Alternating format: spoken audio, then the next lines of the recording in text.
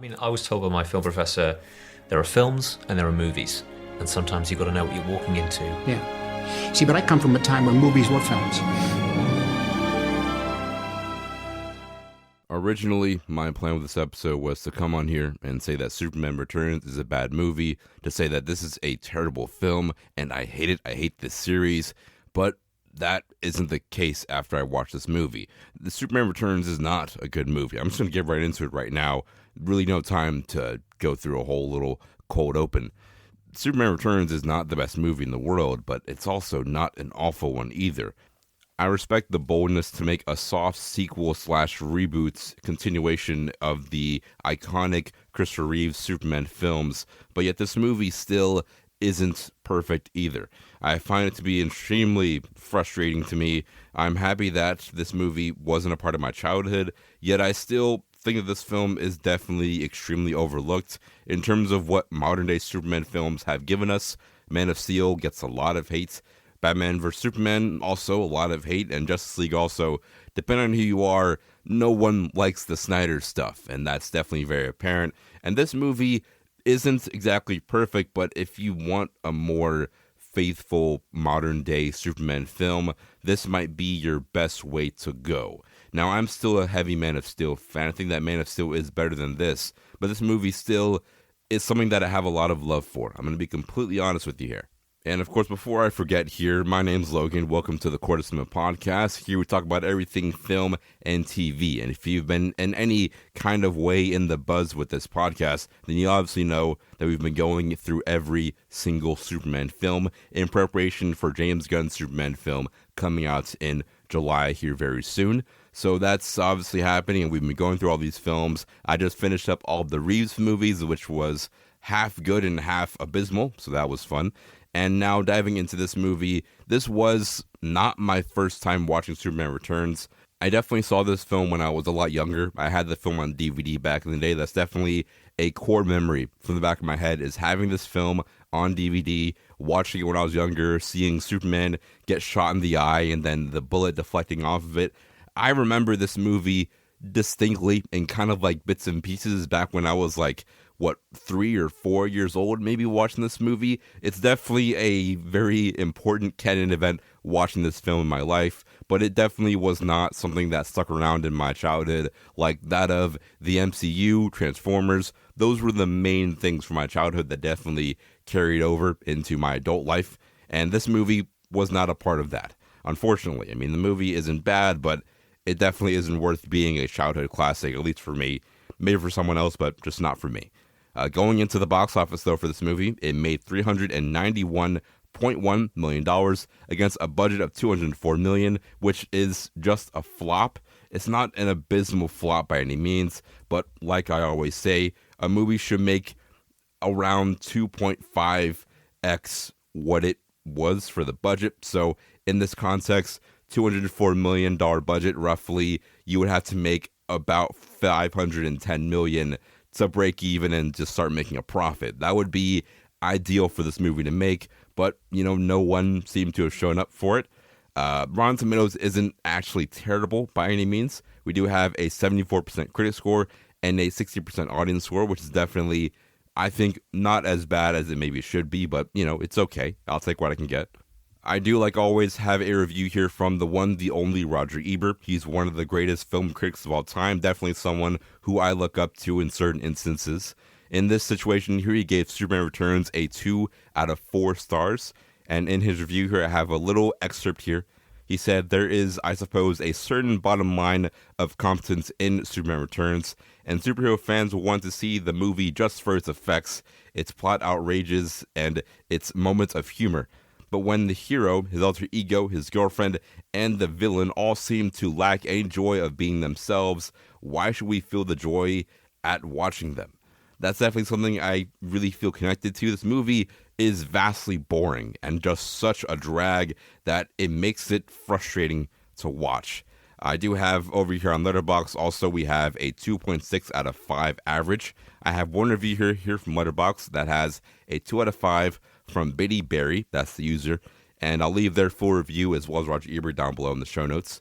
But we do have one single review here that definitely made me giggle a little bit, It says that I'm so glad we killed Cyclops off in X-Men The Last Stand so that James Marsden can get cucked in this overly long Drek, SMH. And I'm definitely someone who, if you didn't know, I talked about those X-Men films last year, and I love Cyclops a lot in the X-Men 97. And in this movie, he's here, James Marsden, who definitely obviously makes sense now that he got killed off in Last Stand to be in this film and other movies also, which is not a fair trade-off. If he's going to be killed off in Last Stand, at least make him Superman in this movie. That would have made a lot of sense, but, whatever. It is what it is. We move on. We ball, I guess. But, really, besides that opening prologue stuff out of the way, we're really all done here with this opening prologue stuff. I'm just going to go ahead and start diving into the meat and potatoes for this movie. Am I disappointed? I'd say no. I'm not exactly mad. Mad is a strong word. I think that you've definitely heard anger in my voice when I talked about Superman 4 and Superman 3. But in this movie, I'm not exactly angry at anyone. I'm more so frustrated and underwhelmed. But mad isn't the word I'd use to express my emotion for the movie by any means whatsoever. And I guess just going right into the meat and potatoes for this movie, just starting off right off rip, I didn't watch any kind of trailer at all for this movie, which I am definitely something that I do all the time when I'm watching movies. I try not to go into, trailers and stuff. I just want to see the film for what the film is, not see any kind of promotional and get spoiled. So I did watch this movie relatively blind for a rewatch, and I do admire the opening text block giving us context that Superman has left Earth to go to Krypton, and that's where my problems honestly start. It's not exactly that I hate the decision. I do like a lot Superman leaving Earth to go to Krypton to see if there's anyone left, to really find his roots and really find answers for his life. I love that about this movie and this character, this arc that he went on. That's a cool plot point, but it's just not right for this movie. That's not what you should do in this film by any means. It just really doesn't make any kind of good sense at all to do. I do like the concept of this movie, having, I guess, maybe more excitement to it. It being a sequel, I do think there's a lot of cool ways you can go down, but, it's just not a good point to have this be the opening of the movie and have the audience, I think, feel so disconnected by this single plot point of him leaving Earth to go to find Krypton and him returning. That's really the main movie altogether, but it doesn't work at all most of the time. The thing that I think I can maybe closely compare this to, I think that this movie is like if you ever had the experience of if you go to a new job or if you're at a new school and you find a friend group that you really fit in with, you find your new clique. Right, so you find a new friend group, and they're all a bunch of cool guys and gals, and then you go to the friend group, and then they all tell you, hey, if you didn't know, like a month ago, there was this crazy beef that happened, and there was this crazy cool plot point with our friend group that happened, but you weren't here to see it, but still, I'm going to tell you, hey, this plot point happened in our friend group, and you have to care because you're now here in our group. Even though you won't exactly feel any kind of way emotionally invested in this lore that happened with the friend group, you now have to care by just associating yourself with us. And that's exactly how the film feels. I feel like I'm being told by the writers and the director and everyone in the movie to care about this moment, even though I don't have any real emotional attachment to it, which makes the movie very, very boring. If this was a direct sequel, like a actual Christopher Reeves movie with him in it and the entire gang from those OG casts and everything, like a direct sequel from like the 1982 or whatever movie to like a 1985 movie, a direct actual sequel, not a soft thing at all. If it was that, then that would make this movie maybe a lot better, but it's not. It feels like it's a reboot and trying to introduce characters and also trying to make it a sequel. Also, it just adds so much more tension and unneeded weights to the movie by trying to do this, and in this way doesn't really make me at any point satisfied watching the movie. And now I will say I do not like the idea of this movie being a soft reboot sequel to the Christopher Reeves movies. I do enjoy the title crawl. I do like it paying homage to the original. It definitely feels like a direct extension to that franchise. I do enjoy that, but still, Also, I'm extremely bored of just how much nothing happens in this movie in any point. I didn't mention it at all, but in this movie, Superman does not throw a single punch in the entire film. He definitely has, I think, some very, very cool action sequences. I'll talk about that in a second, but at no point does he throw a punch at anyone. He gets gangbanged in the last third act of the film, but besides that, there is no real fight scene for Superman. It feels like it's just so boring. It's a lot of just people staring at walls and talking so depressingly, and a very just, dull movie. I don't enjoy that. It definitely did bore me for the first 30 minutes. Like nothing really happened. If this is also like a sequel, I should be more invested than this in this movie. But like I said, the idea of this film being a sequel, it just does not do the film any kind of justice. If it was like an origin movie, that may make it better. But then adding this unnecessary weight to the movie made it just so much worse from the jump. Also, I do really love and hate the time jump in this movie. The time jump is, I think, a weird, well, it makes sense to have since he left Earth for 5 years, came back. Now it is this jump in time to where everyone talks about how he hasn't been on Earth in 5 years. I like that, but also I don't like it because I feel lost. But still, I like that it's cool seeing Clark come back to the Daily Bugle and come back to Earth. And I think seeing that happen and seeing this plot, it does add a bit of juice to the movie, which I do think would make the film feel even more vacant and dull and boring than it already is. I mean, something that maybe does add a bit more juice and love to the movie is him saving the flight. Is unfortunately an incredibly fire scene. I do love the scene of him just saving the flight. It's just so cool. It's just such a Superman moment. It's definitely, I think, one of the most overlooked Superman moments out of the past, 20 years, we'll say. That's definitely a super cool moment. I really do like that a lot. It's just all the tension and everything. It's what I definitely do admire in this movie. It has a lot of really cool moments. The CGI is weird. That's con.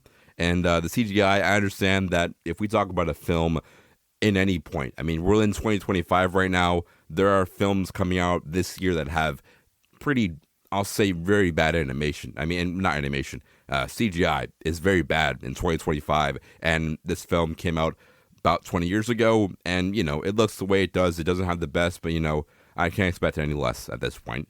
The suit, I'll talk about now. The suit, I haven't reviewed any of the suits in any of the movies.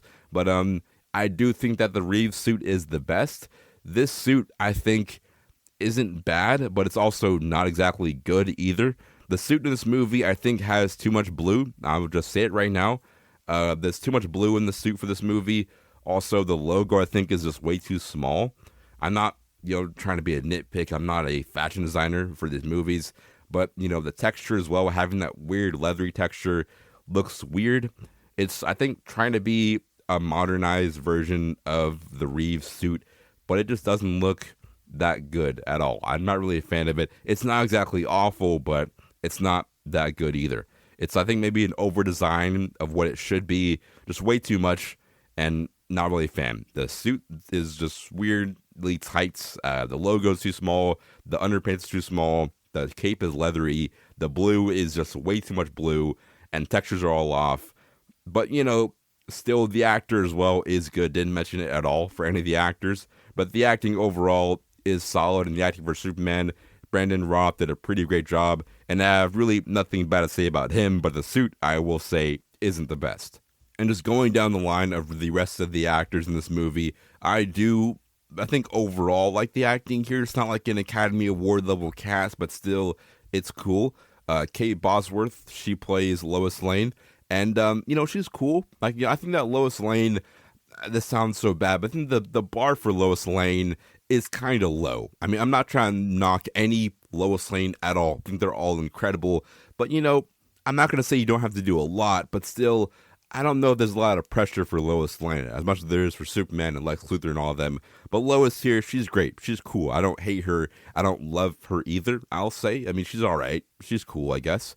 Lex Luthor is solid. I mean, Kevin Spacey, I think, is the best actor in this movie, and he did the best job here in the role of Lex Luthor. He's awesome. He's so much fun. I feel a little bit of Gene Hackman here. There's definitely some inspo there. I guess it's supposed to be the same character. That kind of makes a little bit of sense. James Marsden plays Richard White. I'm sorry. He's cool here. He plays like James Marsden. He is literally James Marsden in the movie. I think that James Marsden at a certain point just plays the exact same character in every single film. Not saying that's bad. That's just like what I see in all his movies. And, there's a lot of other cool actors here. Parker Posse is here, and everyone else I think did a pretty solid job. I do like Jimmy Olsen as well. Sam Huntington, he's cool here also. Brandon Routh, though, he's a strong second in the movie. Number 1 is definitely Kevin Spacey. Number 2 is Brandon Routh. His Superman is just so quiet and nothingness throughout the entire movie. It just feels so boring. I feel like it's another case of a great cast with really nothing at all with the movie to really do. So that's just really not his fault at all, but still, it's, not the best, but not the worst either. I feel like we've seen worse with comic book films. He's definitely not at all a bad actor. Maybe the acting isn't exactly bad, but maybe it's Superman that's a bad character in the movie. There's a lot that I have to say that's just so not right. I really don't like how Superman is spying on Lois Lane and her partner and her child in their house after dark. That just feels so weird to me. And I understand in The Amazing Spider-Man 2, Peter Parker, he does spy on Gwen Stacy, but that maybe felt a little bit different. And he was definitely ashamed of it. He definitely did get confronted about it, which definitely was a cute moment. But still, in this movie, he's kind of a creep, that's just kind of weird to me that he would do that while people are out there dying and he's just here spying on Lois Lane and her child and her partner in their home after dark. Just isn't really right to me. I understand there's really a lot of characters who've spied on their love interests in movies, Captain America and Avengers Endgame, he did it to, Peggy Carter. So, it's not the first time I've ever seen it, but still, in this movie, rubbed me the wrong way. I'll be completely honest with you. But, maybe he made up for it with that bulletproof scene. Him getting shot in the eye and then the bullet bouncing off of his eye is cool. I'm not going to lie. I'm a sucker for cool stuff. I'm a simple man of simple things. That'll get me, riled up enough. That was a very cool moment. I'm not going to lie. He had a little bit of aura. I'll admit it was kind of a cool moment. I'll admit. And, most of the conflict in this movie lies between Lois and Clark. There's really not a lot, even with Lex Luthor, until the third act. I feel like it's just such a missed opportunity to make a really good movie.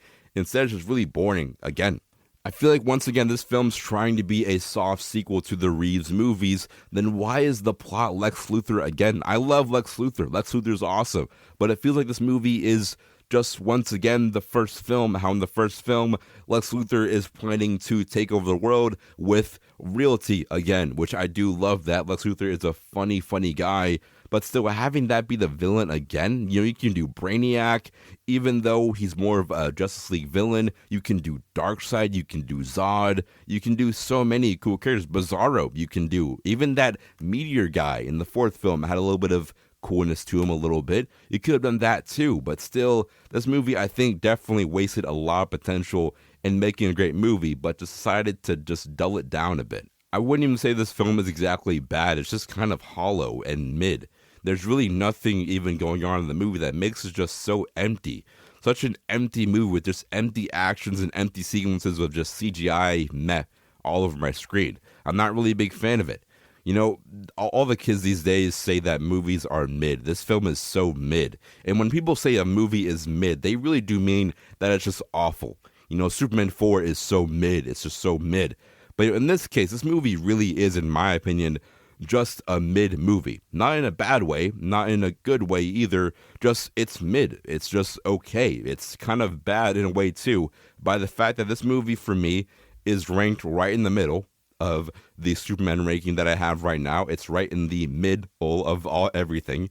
My score is a 3 out of 5, which is relatively right in the middle of all of it too. So this movie is, in all cases, just kind of mid. The suit's mid, the cast is mid, the Superman score is the same thing again. And, I definitely feel overall the movie is just mid again. But still, it does have a lot of very, I think, overlooked moments in the film that definitely are hollowed out by all the midness, but still, like in the third act, Superman going back to Metropolis to save Metropolis, and just him doing all those crazy heroic acts, even though he doesn't throw a single punch, that's still super cool and a very, very overlooked and underrated scene in the movie.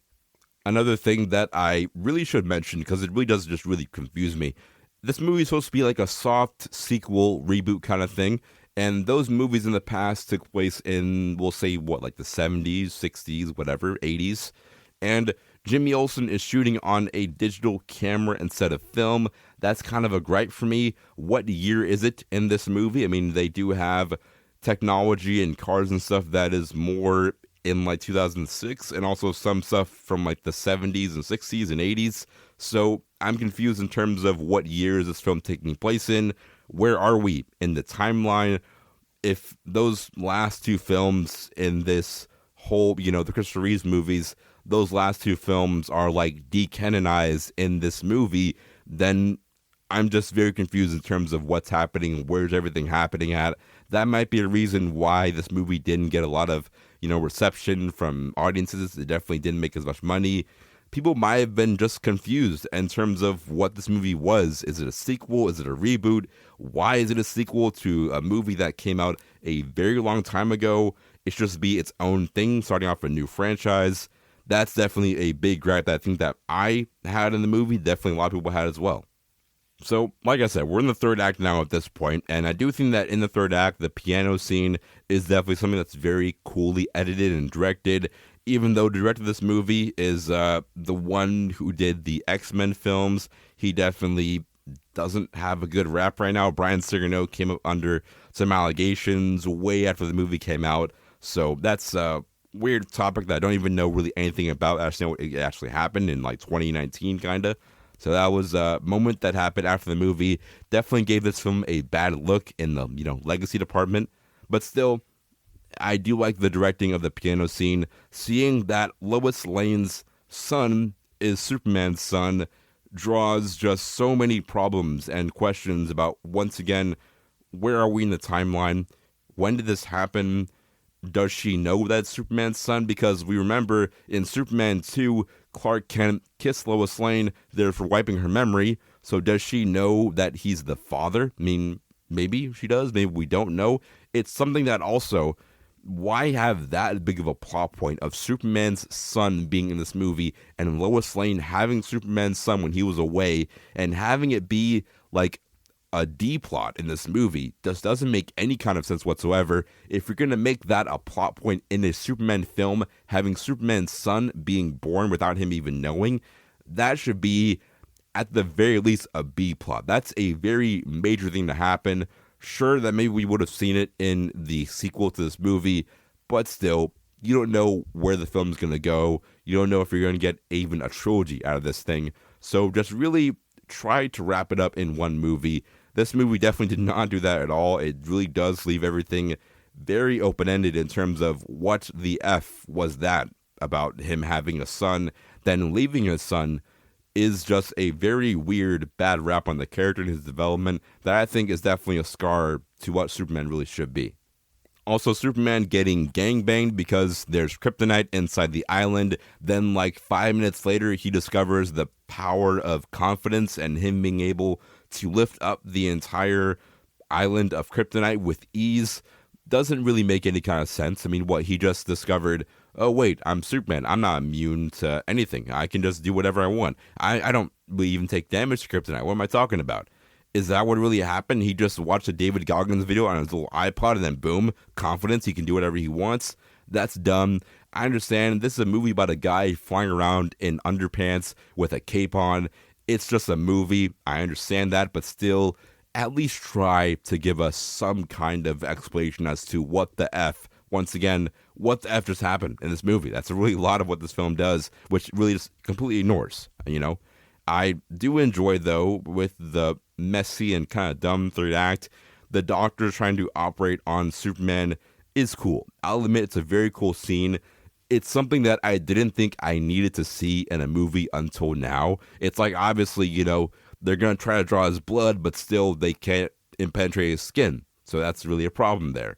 So it's a very cool little moment. I do enjoy it. It's very cool seeing Metropolis crowd around the hospital in a very massive crowd to see if Superman's going to wake up out of this coma. That's a very cool scene. I really do enjoy that moment. It's a super cool ending. What I don't like with the end of the movie is that Superman leaving his child. That's, once again, I think that's just a weird way to end the movie, and have that be the way you tie up this very large subplot in this movie. It really does mess me up. It messes me up inside, rubs me the wrong way. I don't like it at all. And I understand Superman's viewpoint of the fact that, he didn't want to disrupt this family. Clearly, Lois Lane has a partner and they're a family. He shouldn't really go in there and disrupt that. But still, it's so weird. Superman being an absentee father in this movie, it's so odd that they would do that and just say, look at us. Superman's dark and makes very mature decisions. We're smart writers now. No, I feel like that wouldn't happen in a Superman movie. That doesn't make any kind of sense. I'm fine with Superman having a kid with Lois and them knowing about it and them being a full happy family, but Superman leaving Lois to be a single mom, is that really what you think a Superman story should be? Listen, I'm not going to rant. I'm an adult. I should calm down. I'm sorry. I'm ranting a little bit now. But still, that's why I think the film just doesn't really work for me.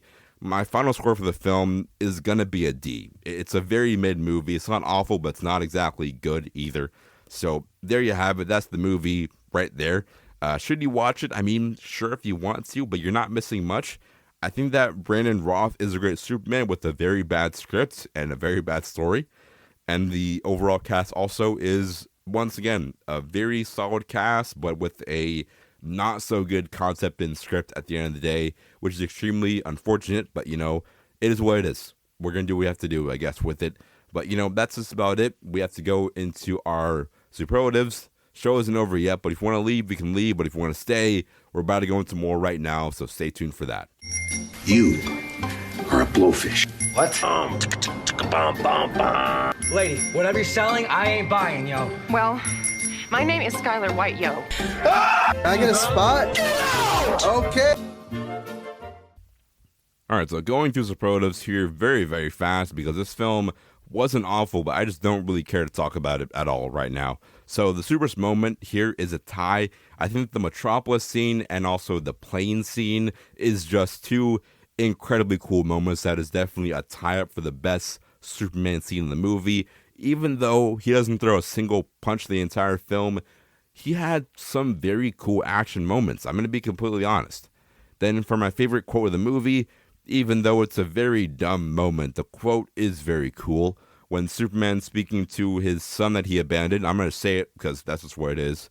Superman says, "You'll be different. Sometimes you'll feel like an outcast, but you'll never be alone. You will make my strength your own. You will see my life through your eyes, as your life will be seen through mine. The son becomes the father, and the father becomes the son." Despite the moment of Superman leaving his kid, it's a very it's not a fun moment for me. Still, I do enjoy the quote. The quote is very cool. It's very clear that they wanted to do more with this father-son dynamic in this, what they thought they were going to get another trilogy out of these movies. It unfortunately just made questions for this unfinished blob of meh. So that's just about it. But going into our buzz from the backlot, maybe asking yourself, Logan, what is buzz from the backlot? It's just film fun facts. Relax. It's not like it's a drug. It's okay. So if you're at an interview or if you're on a date and you have to give out some fun facts super fast, that's what this is for you right here. So for our first fun fact, we do have that Brandon Roth, Kate Bosworth, and also Kevin Spacey signed on without having read the script at all, which may be a reason why the film is what it is, but, moving on. If they read the script, would they have signed on to the movie? Maybe not, but, whatever. It's no big deal. The last line of Superman 4, The Quest for Peace, 1987, is Superman saying to Luthor, "See you in 20. The scene was filmed in 1986. Coincidentally, 20 years later, the film was released, that being Superman Returns in 06, and see a 20 little age gap, almost 20 little gap there in the whole thing. It's ironic. It's kind of funny. Brandon Roth, for our third funnel and final fun fact here, Brandon Roth put on 20 pounds of muscle for the movie, and once again, Brandon Roth is a cool Superman. I have no hate towards him or really any Superman probably. But still, the movie just wasn't really his film that he maybe wanted it to be, so that's unfortunate, but it is what it is. And for the MVP goes to the one, the only, our first time not giving the MVP to a Superman actor. The last one, Reeves went on a four-peat, but still, in this movie, the MVP goes to Kevin Spacey. He is the best actor in this movie. I understand he had a lot of crazy allegations too, as long as director Bryan Singer also had some crazy allegations, but still, Kevin Spacey is still the MVP for the movie. He is the best actor. If he's not Lex Luthor, maybe no one can be. I'm going to be honest with you, but still, he was fire. I really enjoyed him here. And that's really it. The movie's over. We're all done. We're all wrapped up. That's Superman Returns for you. It was mid, but I still talked about it, so leave me alone. I'm finally excited. The next film in this series is going to be Man of Steel. If you know me, I'm a big Snyder fan. Not that kind of Snyder fan. I don't go on to Twitter and attack random actors from the new Superman film because they don't look like a random actor from the first Superman Man of Steel movie. But still, I am a fan of what Snyder did. I do enjoy it. I'm definitely one of the people who enjoy his vision. I thought it was kind of cool, so I definitely want to talk about it. Is Man of Steel and all those movies a proper way to do a Superman film? No. But that might be what made it just so good, so I'm definitely going to be happy to talk about that one for sure. Also, our next non-Superman film is going to be How to Train Your Dragon, The Hidden World. The live-action one's coming out very soon, so I want to go into that one just to kind of prep and end off our trilogy of going through every single How to Train Your Dragon film. Started that trilogy when I first started the podcast, and now we're finishing it. Been a very long journey, but I'm very happy to go into it. So, until next time, stay swagged out, stay cool, watch more films, and as always, I'm your Sogan, and I'll see you boys in the movies.